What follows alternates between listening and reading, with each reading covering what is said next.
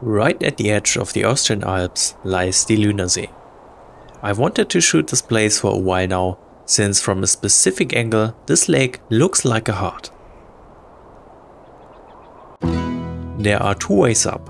You can either take the cable car or go up on a hiking trail. We chose the trail since it's only a 45-minute hike up to the lake.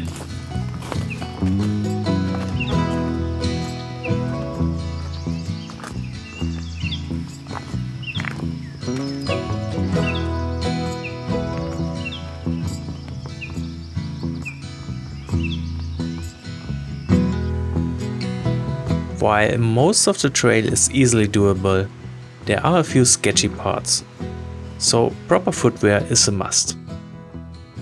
But you will be rewarded with a great view once you reach the plateau.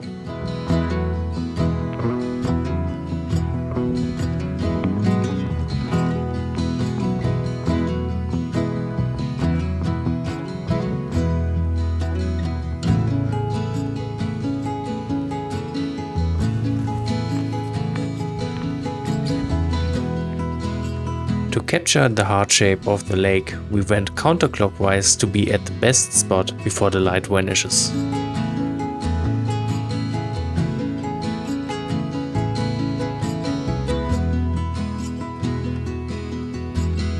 To get the shot right, it's vital to be above the lake.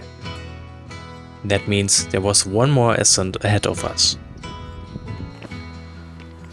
The trail was narrower this time, but the view was worth the struggle.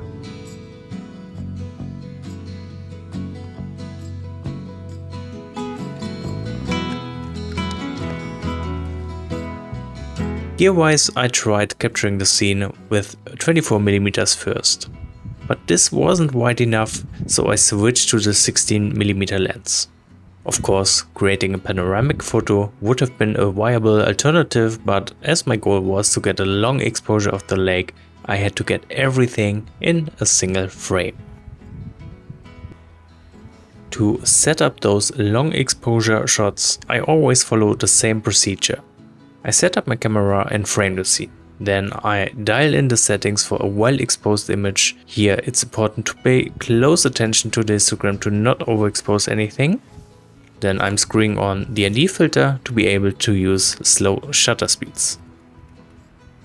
Finally, I convert the previous settings into the long exposure settings using the PhotoPills app, in order to keep the perfect exposure from before.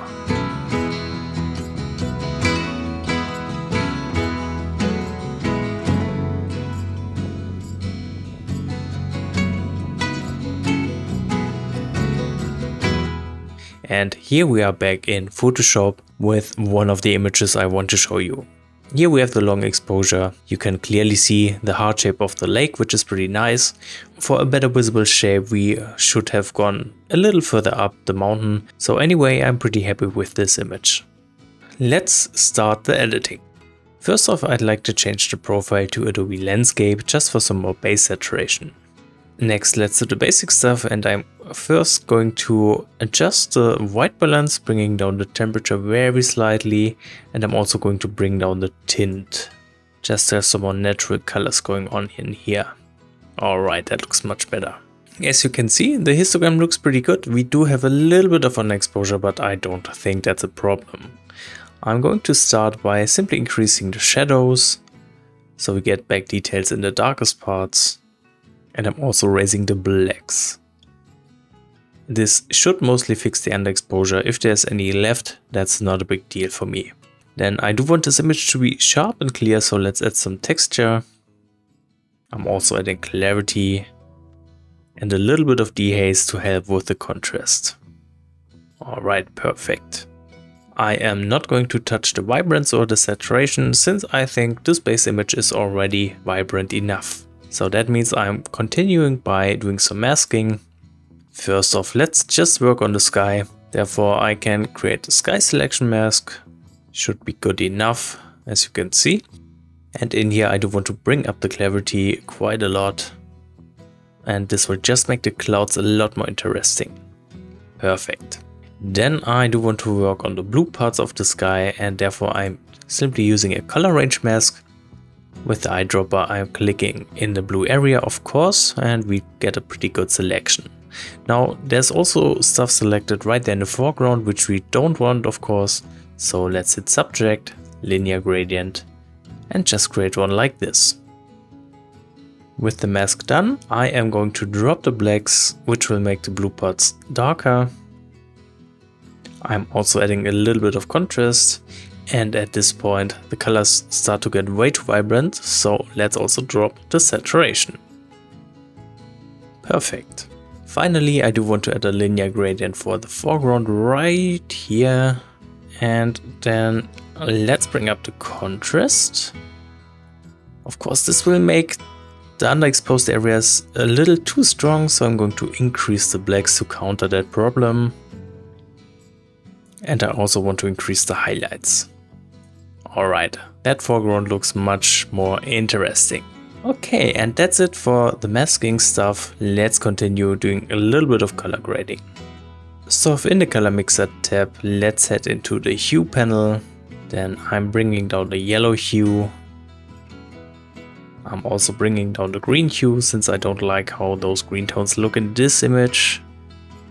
Alright. And let's bring down the blue hue as well. Okay, that looks much better. Next up, in the saturation tab, I'm going to boost the yellow saturation. And I'm dropping the greens. And I am also dropping the blues. Perfect.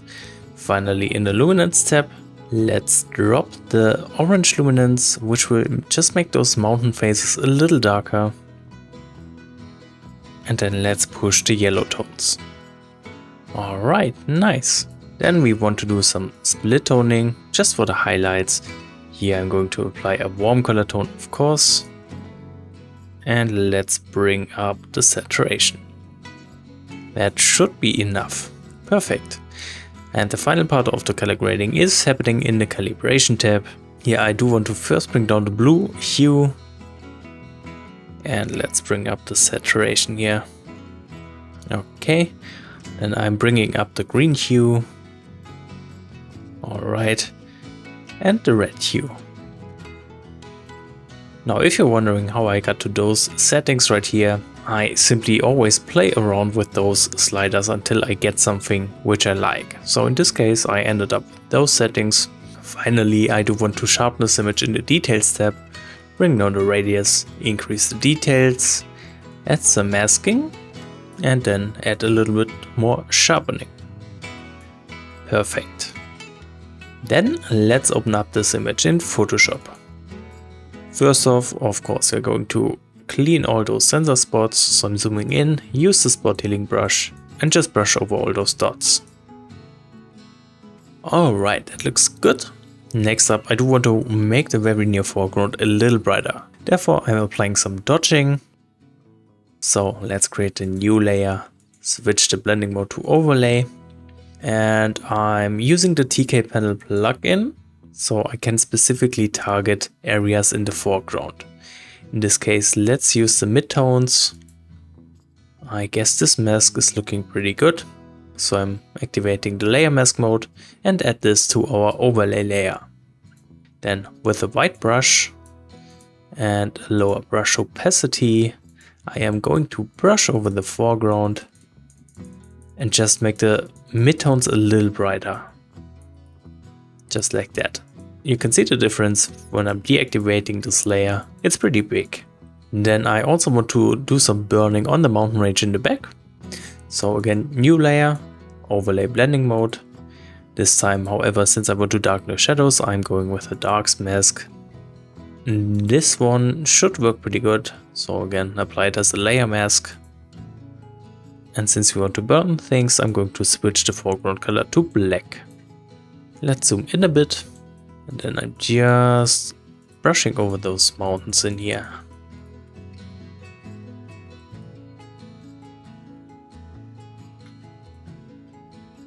Alright, that looks better.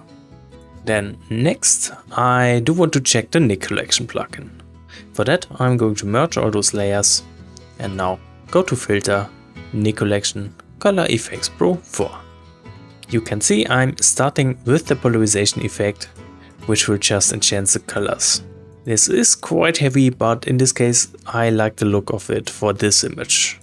So with that set up, I'm going to add one more filter, and this time I'm using the skylight filter. This will enhance mostly the foliage in the foreground and give it some more golden light. I'm going to reduce the strength however, just to not overdo it.